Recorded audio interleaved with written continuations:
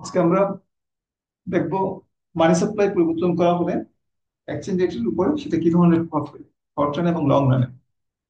আমরা একটু ভিন্ন কনটেক্সটে দেখবো আজকে আলোচনাটুকু, যে বিশেষ করে ফরেন কারেন্সি মার্কেটে এবং মানি মার্কেটে, এই দুটো মার্কেটে কিভাবে ভারসাম্য প্রতিষ্ঠা হয় এবং এই দুটো ভারসাম্যের মাধ্যমে যে সাথে সঙ্গতিপূর্ণ যে এক্সচেঞ্জ রেট ফরেন কারেন্সি মার্কেটে, মানি মার্কেটের সাথে সঙ্গতিপূর্ণ এক্সচেঞ্জ রেট কিভাবে নির্ধারিত হয় ফরেন কারেন্সি মার্কেটে শর্ট রান এবং লং রানে, দুটো প্রসেসের মাধ্যমে দেখার চেষ্টা করি। এবং আমরা যে রেজাল্টটা পাবো, রেজাল্টটা যদি আমরা আগে থেকে বলে দিই, তো একটা এরকম হবে যে শর্ট রানে প্রাইস লেভেলটা ফিক্স থাকে, গিভেন থাকে, আউটপুটে ফিক্স থাকে, শর্ট রানে পরিবর্তন হয় না।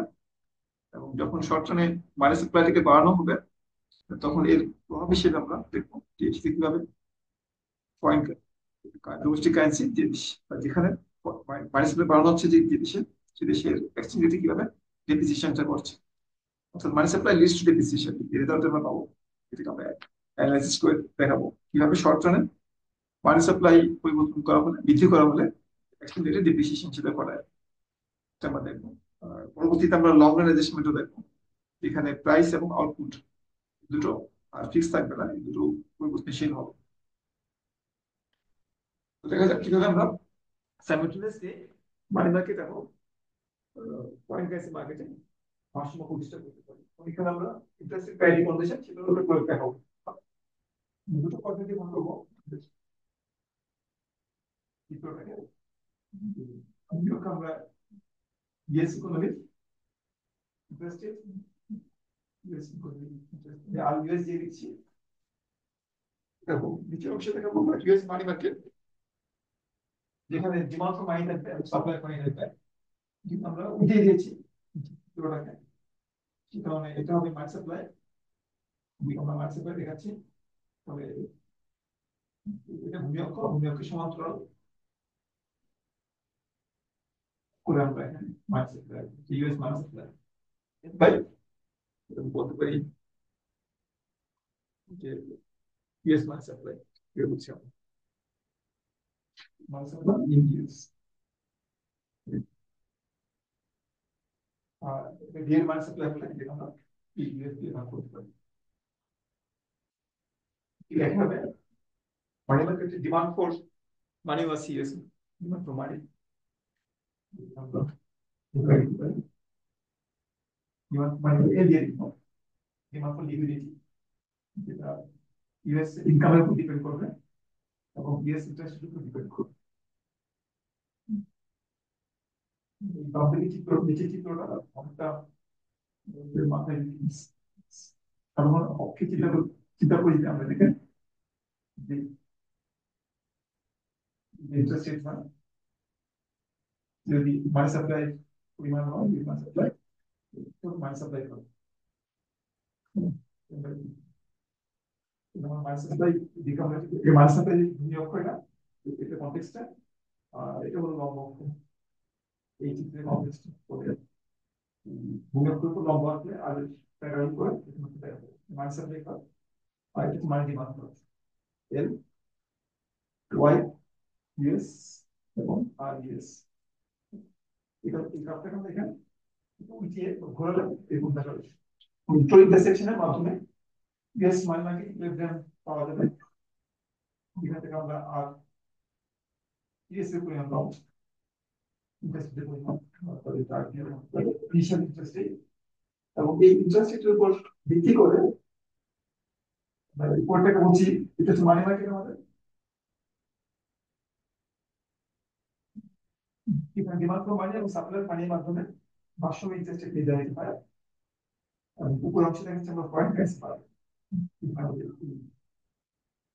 ইউএস ইন্টারেস্ট রেট বা ইউএস অ্যাসেটের ইনভেস্ট করা হবে, যে রিটার্ন পাওয়া যাবে সেটা। আর পয়েন্ট প্রাইস মার্কেটে ভারসাম্য হলো যে ইউএস রিটার্ন এবং অন্য currency return, for example European Union return, EU return, দুটো সমান হবে। তো ইউরোপিয়ান কান্ট্রির রিটার্ন বা ইউরোতে ইনভেস্ট করা হলে রিটার্ন এগুলি ডলারে কনভার্ট করা হয়, অর্থাৎ আর ইউকে যদি আমরা ইউএস কারেন্সি ডিপ্রিসিয়েশন আমরা যোগ করি সেটা ডলারে কনভার্ট হয়ে যায়। যেটা আমরা এখান থেকে ডাউনলোড করতে দেখা দিয়ে দেখি দেখা যাবে হচ্ছে আমাদের ইউরো রিটার্ন, যেমন ইউরো রিটার্ন এসে আমরা কি করছি কেন আমরা আমরা এক্সচেঞ্জ রেটের অ্যাপ্রিসিয়েশন বা ডিপ্রিসিয়েশন যোগ করছি না। অ্যাপ্রিসিয়েশন আমরা ডেলি বাই ইন না লিখে তার পুরো আমি ফিরে হচ্ছে expected exchange rate dollar euro exchange rate value minus dollar euro যে কারেন্ট এক্সচেঞ্জ রেট বা স্পট রেট, দুটো পার্থক্য বা ডেলি বাই ই মানে current spot exchange rate dollar euro, হচ্ছে এক্সচেঞ্জ রেটের অ্যাপ্রিসিয়েশন বা ডিপ্রিসিয়েশন ফলোইং ইউর সাথে যদি আর ইউর সাথে যদি আমরা যোগ করি ডলার রিটার্ন, অর্থাৎ euro return in terms of dollar বা euro return in terms of dollar প্রকাশ করে। যেমন আমরা এটা বলেছিলাম যে আমরা লিখে দিই স্পট রেট ইউএস ডলার বা ডলার বা ইউরো স্পট রেট দেখাচ্ছি এবং ইউএস ডলারের সাথে বা ডলার রিটার্নের সাথে ইউরো ইনভেস্টমেন্টের ডলার রিটার্নের সাথে কারেন্ট স্পট রেটের নেগেটিভ সম্পর্ক আছে। কারণ সে বলেছিলাম যে যদি এটা যদি বৃদ্ধি পায়, বৃদ্ধি করতে হ্রাস পায় নিচেরটা বৃদ্ধি পায় রেশিওটা হ্রাস পায়। কারেন্সি যদি অ্যাপ্রিসিয়েট করে তাহলে বৃদ্ধি পেলে ডেপ্রিসিয়েট করে, যদি বৃদ্ধি পায় যদি তাহলে euro return in terms of dollar হ্রাস পায়, নেগেটিভ সম্পর্ক আছে। এটা বাড়লে হোল অ্যামাউন্টটা যদি বৃদ্ধি পায় হোল অ্যামাউন্ট হ্রাস পায়। এই জন্য কারেন্ট স্পট যে এক্সচেঞ্জ রেট তার সাথে euro return in terms of ডলারের একটা নেগেটিভ সম্পর্ক, এটা বাড়লে একটু কম, এই জন্য লেখাটা ডাউন স্লোপিং হয়ে যায়। এই লেখাটা হচ্ছে ডাউন স্লোপিং, লেখাটা হচ্ছে যে internal euro investment expressed in terms of dollar, ডলারে যদি ইউরো রিটার্ন প্রকাশ করা হয় তাহলে এই সম্পর্কটি ডাউন স্লোপিং সম্পর্ক অবজার্ভ করি। এটাকে বুঝানো হয় যখন যখন সমান হয়, ডলার রিটার্নের সমান হয় তখন আমরা বলি যে আইএফপি কন্ডিশন উইথ ভারসাম্য দিতে ভারসাম্য ক্যাসি মার্কেট খুবই ঠিক ভারসাম্য মানে এই যেখানে দুটোকে আমি সেট করি, তবে আমরা যদি ইউএস ইন্টারেস্ট রেট আনতে পারি এবং ইউরো রিটার্ন ডলার প্রকাশ করি তাহলে এই দুটোর মাধ্যমে আমরা ফরেন কারেন্সি মার্কেটের যে ভারসাম্য এক্সচেঞ্জ রেট এটা মানে হতো সেটা আমরা বুঝতে পারি। ফলে ইউএস ইকোনমিতে যে ইন্টারেস্ট রেট নির্ধারিত হয় মানি মার্কেটে, সেই ইন্টারেস্ট রেটের উপর ভিত্তি করে ফরেন কারেন্সি মার্কেটে এক্সচেঞ্জ রেট বা স্পট এক্সচেঞ্জ রেটের মানটা নির্ধারিত হয়ে থাকে। এখন আমরা জানতে চাচ্ছি যে মানি সাপ্লাই যদি বৃদ্ধি করা হয় সেটা এক্সচেঞ্জ রেটের উপর কি ধরনের প্রভাব ফেলে। মানি সাপ্লাই বৃদ্ধি করা হয় শর্ট টার্মে আমরা বলছি প্রাইসটা স্থির থাকে, প্রাইসটা পরিবর্তন হয় না শর্ট টার্মে, আউটপুটও পরিবর্তন হয় না শর্ট টার্মে। তাহলে এখন যদি ইউএস ইকোনমিতে মানি সাপ্লাই বৃদ্ধি করা হয়, মানি সাপ্লাই বৃদ্ধি করা হলে স্বাভাবিকভাবে লেখা যে বেশি মানি সাপ্লাই বৃদ্ধি করে এর ইউএস প্রাইস বৃদ্ধি করে, প্রাইসটা স্থির আছে, প্রাইস কোনো পরিবর্তন হয় না শর্ট টার্ম ভিউজ। যখন মানি সাপ্লাই বৃদ্ধি করা হয় শর্ট টার্ম আমরা জানি ইন্টারেস্ট রেটে ফল করে, এর সাথে ইন্টারেস্ট রেটের একটা নেগেটিভ সম্পর্ক আছে, সে আর ইউএস বা ডলার পয়েন্ট সেটা ফল করে ইউএস ইন্টারেস্ট রেট এবং এই ইন্টারেস্ট রেট যে ফল করেছে ইন্টারেস্ট রেট কিন্তু ফরেন কারেন্সি রিটার্নটা বেশি মনে হবে compare to the new lower interest rate, এবং রিটার্নটা যেহেতু বেশি ফরেন কারেন্সি রিটার্ন ডলার টার্মসে ফরেন কারেন্সি ডিপ্রিসিয়েশন একটা এক্সপেকটেশন সৃষ্টি হয়েছে। ফরেন কারেন্সি ইউরো ইনভেস্ট করলে লাভ বেশি হবে, সবাই ইউরো ইনভেস্ট করতে চাইলে ইউরোপিয়ান কারেন্সিতে ইনভেস্ট করলে ইউরোপিয়ান কারেন্সির ডিমান্ড বাড়বে।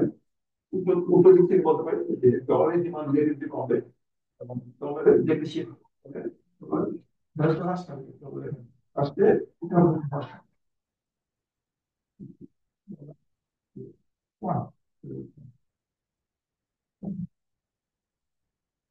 সরাসরি কি হবে যদি মানি সাপ্লাই বৃদ্ধি করে, আমরা যে রেজাল্টটা পাচ্ছি এখানে রেজাল্টটা হলো যে যদি মানি সাপ্লাই বৃদ্ধি করা হয় ইউএস ইকোনমিতে তবে leads to depreciation of the exchange rate, US exchange rate. exchange rate depreciation হবে short term. Once আমরা বিক্রি করা হলে exchange rate depreciation. তো কোন দেশ যদি তার কারেন্সিকে ডেপ্রিসিয়েট করতে চায় সে কি করতে পারে, মানি সাপ্লাইকে বাড়িয়ে দিতে পারে, মানি সাপ্লাইকে বাড়িয়ে দিলে কারেন্সি ডেপ্রিসিয়েশন হবে। আচ্ছা, এখন আমরা ইচ্ছা করলে এটাকে অন্য দিক থেকে চিন্তা করতে পারি যে যদি ফরেন কারেন্সি ইন্টারেস্ট রেট বাড়ে তাহলে কি হবে। যদি ডলার ইন্টারেস্ট রেট না বৃদ্ধি পেয়ে তার পরিবর্তে আমরা যদি ফরেন কারেন্সি ইন্টারেস্ট রেটকে বাড়াই, ফরেন কারেন্সি ইন্টারেস্ট দিতে বাড়ানো অর্থাৎ যদি দিতে বাড়ানো আর ইউকে যদি বাড়ানো হয় তাহলে সেটা এক্সচেঞ্জ রেটের উপরে কি ধরনের প্রভাব পড়বে, ফরেন ইন্টারেস্ট বা কমানো হলে কি ধরনের প্রভাব পড়বে। আমরা দেখতে পাচ্ছি যে যদি এগুলো যদি আনচেঞ্জ থাকে, দুটো আনচেঞ্জ যদি থাকে, এক্সপেকটেশন আনচেঞ্জ থাকে, এটা মনে রাখতে হবে শর্ট টার্মে কিন্তু এক্সচেঞ্জ এক্সচেঞ্জের এক্সপেকটেশন আনচেঞ্জ থাকে শর্ট টার্মে, লং টার্মে চেঞ্জ হয়, নর্মাল এটাও চেঞ্জ হয়, প্রাইসও চেঞ্জ হয়। শর্ট টার্মে এক্সচেঞ্জের যে এক্সপেকটেশন সেটা আনচেঞ্জ থাকে, প্রাইসও চেঞ্জ থাকে। যদি এখন ফরেন মার্কেটে বা ইউ মার্কেটে ডিমান্ড সাপ্লাই বাড়ানো হয়, ইউ মার্কেটে ডিমান্ড সাপ্লাইটা ইউএস ইকোনমিতে না বাড়িয়ে যদি সেটা যদি ইউরোপিয়ান ইকোনমি যদি বৃদ্ধি করা হয় ডিমান্ড সাপ্লাই পরিমাণটা, তাহলে আর ইউ মাত্রা বা আর ইউরো মাত্রা ইউরো ইন্টারেস্ট রেটের মাত্রা হ্রাস পাবে, আর ইউরো ইন্টারেস্ট রেটের মাত্রা যদি হ্রাস পায় তার অর্থ হলো যে return on euro asset will also fall. এটা তো স্থির যদি হ্রাস পায় হোল অ্যামাউন্টটা হ্রাস পায়, সেক্ষেত্রে আমাদের এই লেখাটা নিশ্চিত শিফট করবে,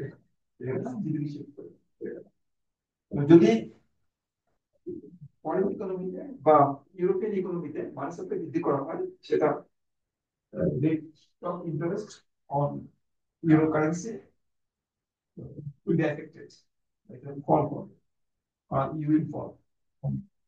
তার কারণে এটা যে স্থির আছে দেখুন আমরা fall euro return in terms of dollar will fall করলে আমরা বলছি যে দেখাটা বাম দিকে শিফট করে, বাম দিকে শিফট করে তখন আমাদের অর্থাৎ যদি বাম দিকে শিফট করে তাহলে কিন্তু আমাদের যে ইনিশিয়াল ইকুইপমেন্ট আছে যেহেতু আগে যে কাজ ছিল আমরা চেঞ্জ করছি না, ডলার রিটার্ন হলে শুধুমাত্র আমরা ইউরো রিটার্নকে চেঞ্জ করছি, এটা কিন্তু শিফট করলে আমাদের ভারসাম্য অবস্থায় দেখা যাবে, ভারসাম্যে দেখা যাবে যে ইউরো ইউরো ইউএস যে ইন্টারেস্ট রেট সেটা থাকা সত্ত্বেও আমাদের এক্সচেঞ্জ রেটে অ্যাপ্রিসিয়েশন হয়েছে।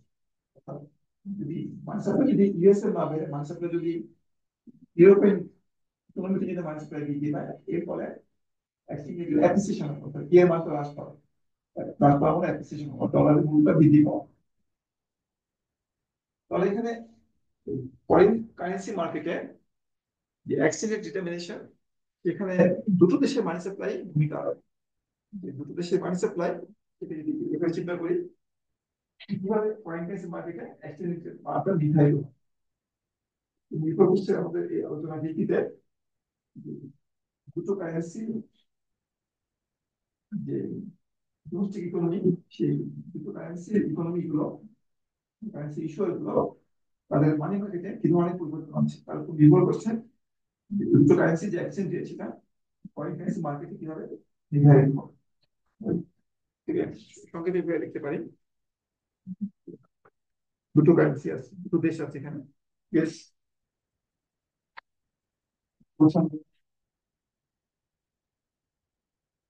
ইয়েস ইকোনমি, ইয়েস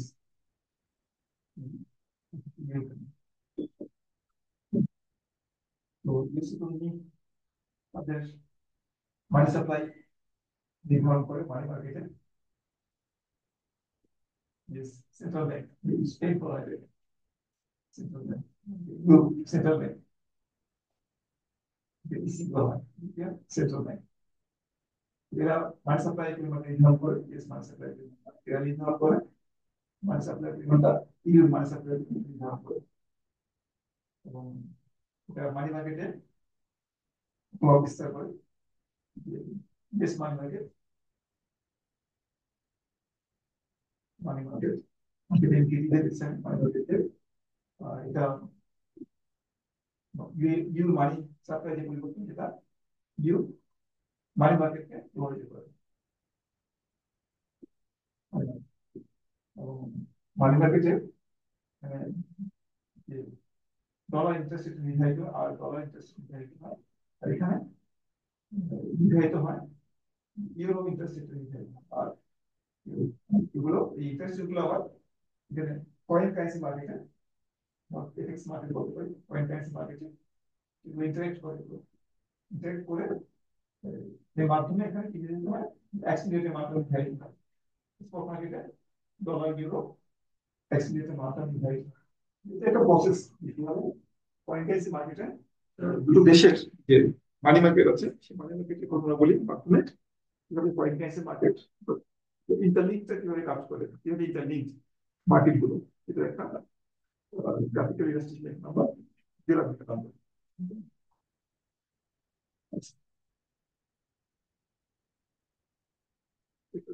এখন আমরা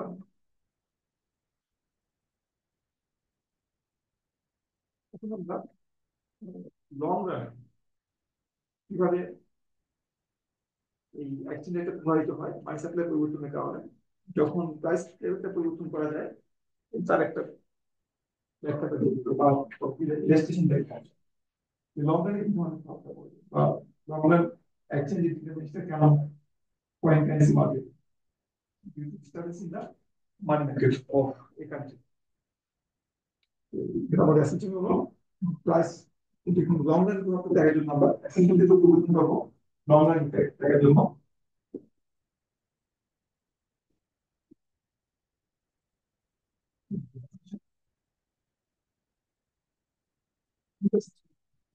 প্রাইসটা চেঞ্জ করে price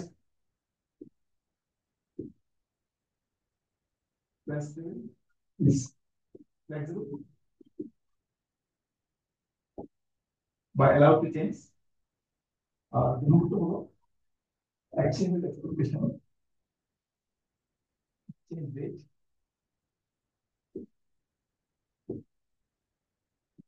expectation is not fixed but can change দুটো সিস্টেম দুটো বলবো লং রানে প্রভাব বিশ্লেষণ করার জন্য। প্রাইস লেভেলটা শিফট করবে, মুভ করবে এবং এক্সচেঞ্জ রেট যে এক্সপেকটেশন সেটা মুভ করবে। এখন এই যে আমরা শর্ট রানে মানি সাপ্লাই পরিবর্তন দেখছি একটু আগে, সেটা পরিবর্তন হবে লং রানে। লং রানে মানি সাপ্লাইটা দেখবো আগে থেকে ফিরে আসবে, প্রাইস লেভেলটা শিফট করবে।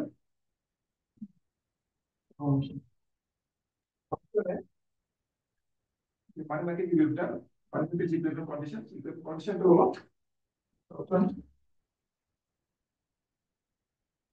কন্ডিশন সংক্ষেপে ইপিএল দিয়ে দিচ্ছি। মানি মার্কেট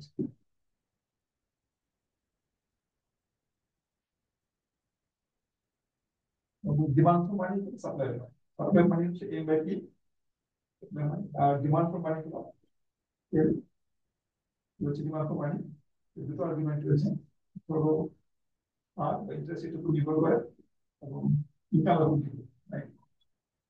হচ্ছে আমাদের শর্ট টার্মে ইকোনমির যে মানি মার্কেট সেখানে মানি মার্কেটে ইকুইলিব্রিয়াম কন্ডিশন। আর প্রাইস ফিক্স থাকে কিন্তু লং রানে প্রাইসটা ফিক্স থাকে না, লং রানে প্রাইসটা ভ্যারি করে, প্রাইসটা ভ্যারি করে ভ্যারিয়েবল প্রাইসটা ফ্লেক্সিবল। এখান থেকে আমরা বলতে পারি যে প্রাইসটা যে নির্ধারণ প্রক্রিয়া, যে প্রাইসটা এভাবে নির্ধারিত হবে ইকুয়াল টু দেখাই নিলে একটু দেখাই নিয়ে আসে এল বাই এল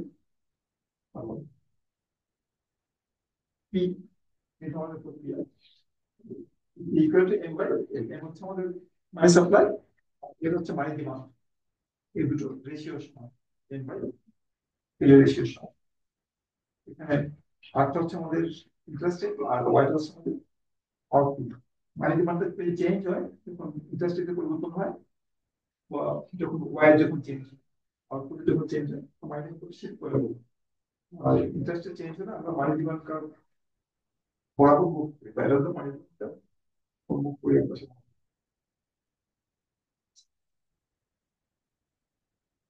এই যে লং রানে কিভাবে প্রভাবিত করে মানি সাপ্লাই, আমরা এখানেও দেখবো যে শর্ট রানের মতোই মানি সাপ্লাই বৃদ্ধি পেলে অ্যাক্সিলারেটর ডেপ্রিসিয়েশন হয়, তো অ্যাক্সিলারেটর মান বৃদ্ধি পায় আমাদের তো। কিন্তু যদিও শর্ট রানে প্রাইসটা ঠিকই, প্রাইসটা পরিবর্তন হয় না, কিন্তু যে শর্ট রানের প্রাইস পরিবর্তন হয় না যে কারণে মানি সাপ্লাই পরিবর্তন হয়, মানি সাপ্লাই বৃদ্ধি পায় এবং ইন্ডাস্ট্রিতে পরিবর্তন এবং আউটপুট দেখার জন্য আমরা আগে চিত্রটা একটু মডিফিকেশন করবো। এই চিত্রটা যেটা একটু আগে আঁকলাম সেই চিত্রটাকে একটু মডিফাই করবো লং এর ভিতরটাকে ব্যাখ্যা করার জন্য। আগের মতোই আমরা দুটো কম্পোনেন্টে ভাগ করবো, দুটো মার্কেটে ভাগ করবো চিত্রটাকে। অংশ থাকবে আমাদের কয়েন কারেন্সি মার্কেট, আর দ্বিতীয় অংশ থাকবে আমাদের মানি মার্কেট। দুটো অংশ ভিন্ন হবে না। বাম দিকে একটা পার্ট করবো আর ডান দিকে একটা পার্ট করবো।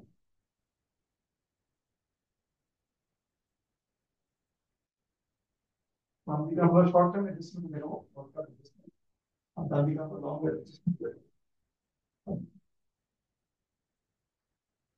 আমাদের লং বলতে থাকবে স্পট রেট ডলার ইউরো তাই ডলার ইউরো স্পট রেট, আর লিকুইড আমাদের ইন্টারেস্ট রেট বা যেমন সেগুলো হয় রেট অফ রিটার্ন বলা হয়, রেট অফ রিটার্ন এটা তো ডলার বা ডলার রেট অফ রিটার্ন ঠিক তাই, rate of return dollar rate of return. নিচেটা হচ্ছে মানি মার্কেট, যেখানে আমাদের মানি সাপ্লাই আছে এখানে এমআইপি ইউএস ইকোনমিক্স বা dollar money supply, US economics price, US economics price. আর এটা আমাদের মানি ডিমান্ড, এর US economy money Y US এবং আর ইউএস বা ইউএস এবং ওয়াই ইউএস, এবং ইউএস ইকোনমিতে এটা হচ্ছে আমাদের ইন্টারেস্ট রেটের পরিমাণ আর ডলার ইন্টারেস্ট রেট। এবং এই ডলার ইন্টারেস্ট রেট এবং ইউরো যে রিটার্ন আছে in terms of dollar, just euro return in terms of dollar. দিচ্ছে না without a return on euro plus exchange rate depreciation by appreciation, dollar euro dollar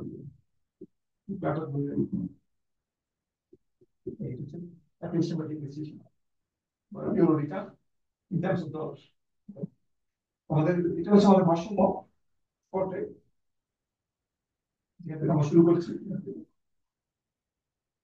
dollar euro initial position বা 0.1 starting point.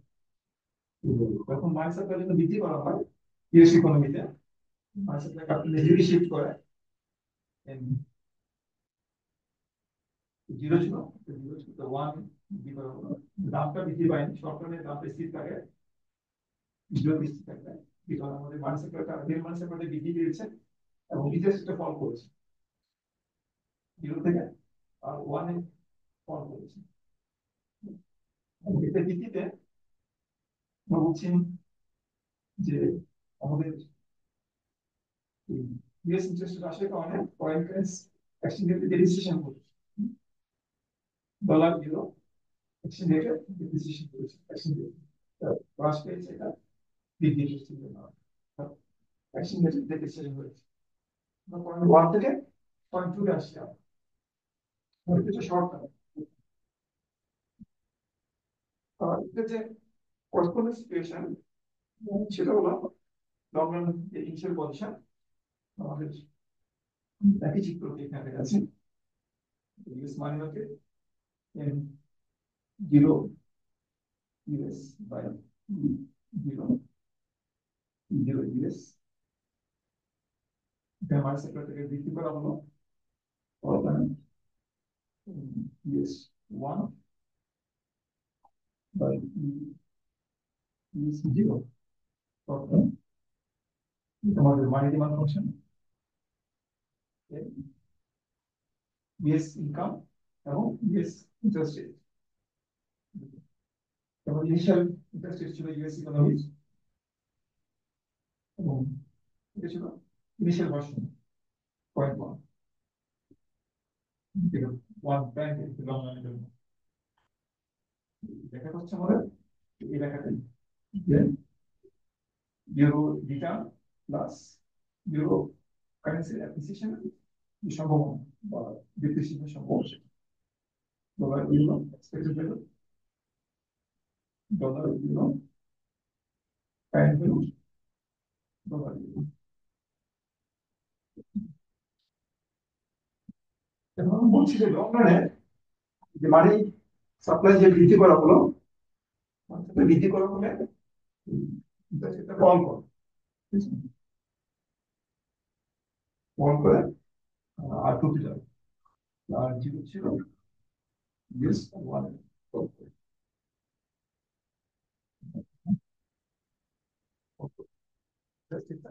কিন্তু এই যে interest call করবে এখানে ইন্টারেস্টটা এখন long রানে আমরা বলছি প্রাইসটা স্থির থাকে প্রাইসটা মুভ করে প্রাইসটা শিফট করে লং রান প্রাইসটা বৃদ্ধি পেয়ে যাবে প্রাইসটা বৃদ্ধি পেয়ে থাকলে আমরা জানি যে মানি সাপ্লাই যত কিন্তু বৃদ্ধি করা হবে যত পার্সেন্ট বৃদ্ধি করা হবে প্রাইস থেকেও ঠিক তত পার্সেন্ট বাড়বে ইন দ্য লং রান আমরা জানেন তো অর্থাৎ মানি সাপ্লাই যত পার্সেন্ট বৃদ্ধি হবে প্রাইস থেকে তত পার্সেন্ট বৃদ্ধি হবে এবং বিএফ মানি সাপ্লাই মানটা আনচেঞ্জ থাকবে অপরিবর্তিত থাকবে অর্থাৎ মানি সাপ্লাই কারণটা আগের জায়গায় ফিরে যাবে এটা আমাদের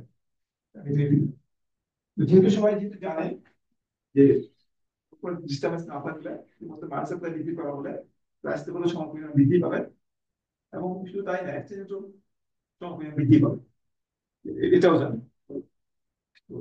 যেহেতু এক্সচেঞ্জ বৃদ্ধি হবে সবাই জানে এটাকে বলে আমরা এক্সচেঞ্জের যে এক্সপেকটেশন এখানে যে আঁকা হয়েছে এখানে এখানে আঁকার সময় ধরে নেওয়া হয়েছে যে এক্সচেঞ্জের এক্সপেকটেশনটা পরিবর্তন হচ্ছে না আমরা ধরে নিয়েছি এক্সচেঞ্জ এক্সপেকটেশন কিন্তু লং রানে শর্ট রানে চেঞ্জ হয় না আমরা এক্সপেকটেশন চেঞ্জ হয় না কিন্তু লং রান কনসিডারেশনে যেমন লং রান বিবেচনা করি তাহলে যেহেতু মানি সাপ্লাই বৃদ্ধি পেয়েছে লং রানে প্রাইস লেভেলের সঙ্গে বৃদ্ধি পাবে এক্সচেঞ্জের সঙ্গে বৃদ্ধি পাবে এই এক্সপেকটেশন মানটা এই মানটা বৃদ্ধি পায় এই ডলার ইউরো এক্সচেঞ্জের মানটা বৃদ্ধি পেলে এটা কিন্তু উপর দিকে শিফট করে যেটা শর্ট টার্মে হয় এটা কিন্তু উপর দিকে শিফট করে এই এক্সচেঞ্জের এক্সপেকটেশনের পরিবর্তন করা হয় বা বলেছি লং রানে এক্সচেঞ্জের এক্সপেকটেশনের পরিবর্তন সেই কারণে এটা কিন্তু উপর দিকে শিফট হবে এই দিকে শিফট করে এবং যদি শিফট করে একটু উপর দিকে তাহলে আমাদের শর্ট টার্মে যে আমরা বলছি ইন্টারেস্ট রেটটা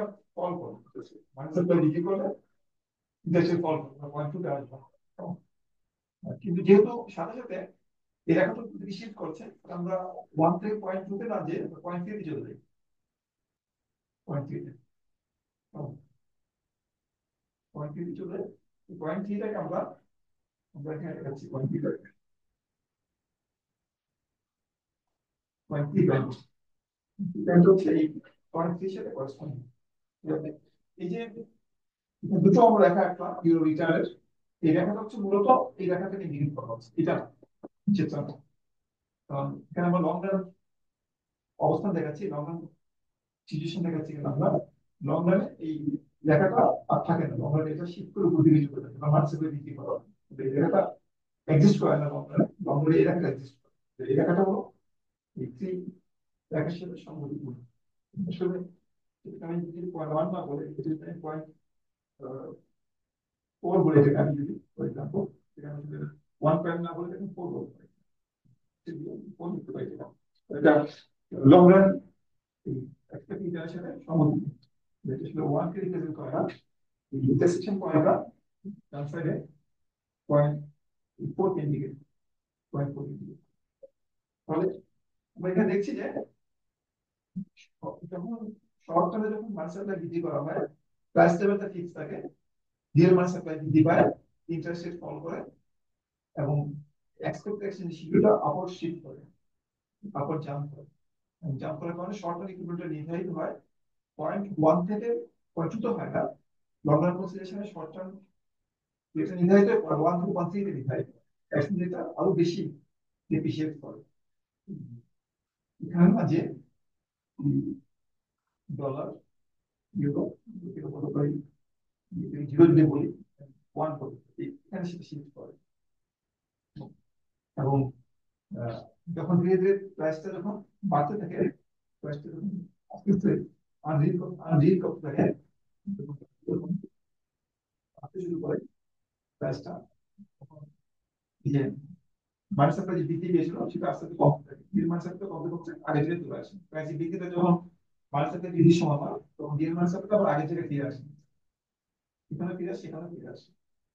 তো যখন আগের জায়গায় ফিরে আসে রিয়েল মানি সাপ্লাইটা, কিন্তু এক্সচেঞ্জ কিন্তু শিফট করে গেছে বিদেশি কারেন্সির উপর যে return, rate of return on foreign currency, এটা উপর দিকে শিফট করেছে। এই রেখাটা অ্যাডজাস্ট করছে না, তখন আমরা এই রেখা বরাবর নিচের দিকে শিফট করে 0.4 এ আসি, আশঙ্কাটা 0.4 এর দিকে ধাবিত হয়।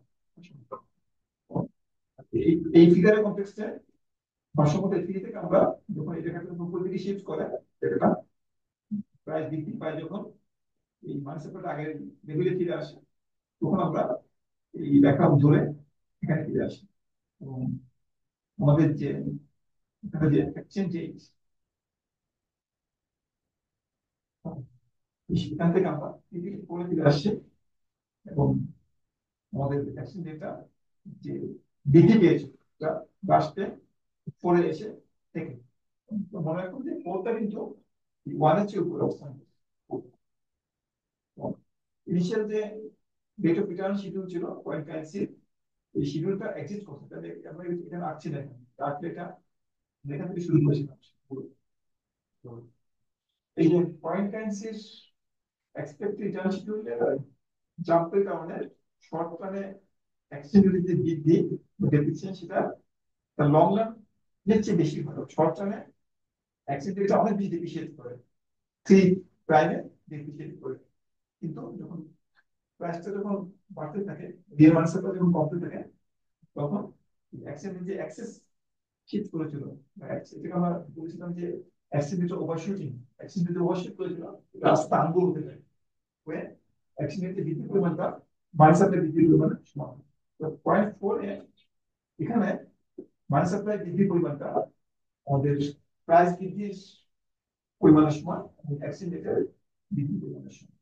শর্ট রানে এক্সচেঞ্জ রেটের বৃদ্ধির মানটা লং রানে যতটুকু বৃদ্ধি পায় মানি সাপ্লাই বৃদ্ধি করলে তার চেয়ে বেশি হয়। এটাকে আমরা বলছি এখানে এক্সচেঞ্জ রেট ওভারশুটিং, এটা বলছি আমরা। আসলে আমরা আগে একটা ক্লাসে দেখেছি যে এক্সচেঞ্জ রেট ওভারশুটিংটা করতে হবে, ভিন্ন দৃষ্টিকোণ থেকে আমরা একই জিনিসকে এক্সচেঞ্জ রেট ওভারশুটিংকে এখানে আমরা ব্যাখ্যা করবো। তো আমরা আজকে আর বেশি পড়াবো না, এখানে